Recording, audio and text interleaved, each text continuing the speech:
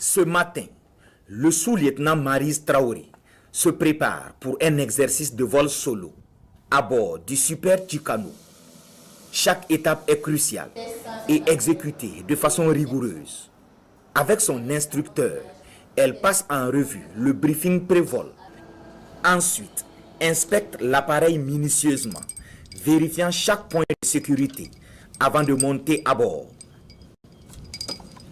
Du haut de son jeune âge, Maryse Traoré est la première femme pilote d'avion de chasse du Burkina Faso, un métier qu'elle n'a pas choisi par hasard. J'étais passionnée par les avions et les vols, mais mon rêve était surtout porté sur les avions de chasse, autrement appelés avions de combat. Et pour deux principales raisons. La première était l'adrénaline que procure le pilotage d'avions de chasse et également le fait que, certes, il y a des femmes dans le domaine de l'aviation, mais pas celui du pilotage de chasse en fait. Donc j'ai voulu tester mes limites. Et pour tester ses limites, Maryse s'est donné toutes les chances. J'ai passé avec succès le concours du Prytanée militaire de Kadjogo en 2012, issu de la 6e promotion mixte. Et j'y ai également obtenu mon baccalauréat série D en 2019. À l'issue de cela, j'ai obtenu une bourse pour le pilotage en République populaire de Chine.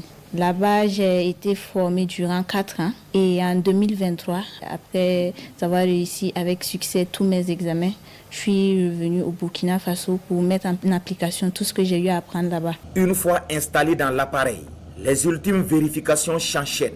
La verrière se referme et le Super Tucano s'élance pour un circuit de 4 tours à 1000 pieds, soit 300 mètres d'altitude. Après avoir bouclé son parcours aérien, Maryse pose l'avion. Son exercice est une réussite. Les félicitations de ses instructeurs sont amplement méritées. Direction maintenant, le débriefing. Un moment d'échange essentiel pour analyser le vol, pointer ce qui a fonctionné et identifier les axes d'amélioration. Durant la phase théorique, on a vu son engouement pour les cours. On a vu durant la phase pratique également sa ponctualité, son abnégation, son dévouement, son envie d'apprendre. On est satisfait de son rendement. Rentrer dans l'avion, être familier à tous les écrans, tout ce qu'on voit devant nous, mettre en route l'appareil, le manier, rouler jusqu'au décollage, aller exécuter notre mission, revenir, atterrir. C'est toujours avec plein d'émotions, de satisfaction qu'on fait ces genres d'exercices-là. Je ne peux qu'être fière de moi parce que c'est un nouvel accomplissement qui s'ajoute.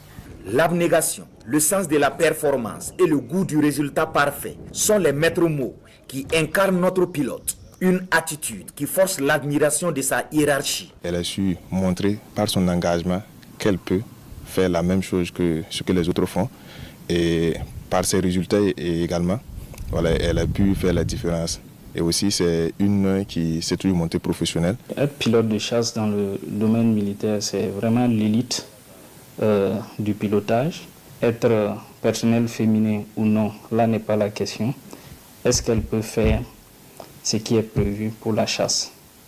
Dès qu'elle valide, elle est automatiquement considérée comme une des nôtres. On est très fiers parce que il y a des phases assez critiques et si le jeune pilote arrive à les dompter, nous on est très satisfaits.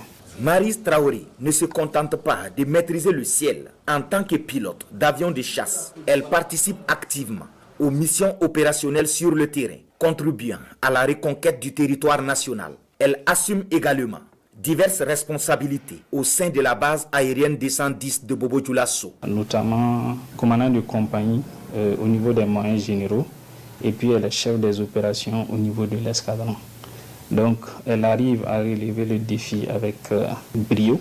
Elle a su montrer qu'elle n'a vraiment rien à envier au personnel masculin. Pour les jeunes filles qui nourrissent de grandes ambitions, Maryse Traoré est une figure inspirante, un symbole de confiance en soi, de détermination et de travail acharné. Des qualités indispensables, selon elle, pour transformer ses rêves en réalité. Si vous ressentez l'appel d'un quelconque autre métier qui vous passionne, n'hésitez pas à le poursuivre. Osez rêver grand, n'ayez pas peur. Le monde a besoin de femmes audacieuses et déterminées. qui osent poursuivre leurs rêves, peu importe les obstacles. En définitive, on pourrait simplement dire de Maryse Traoré qu'aux âmes bien nées, la valeur n'attend point le nombre d'années.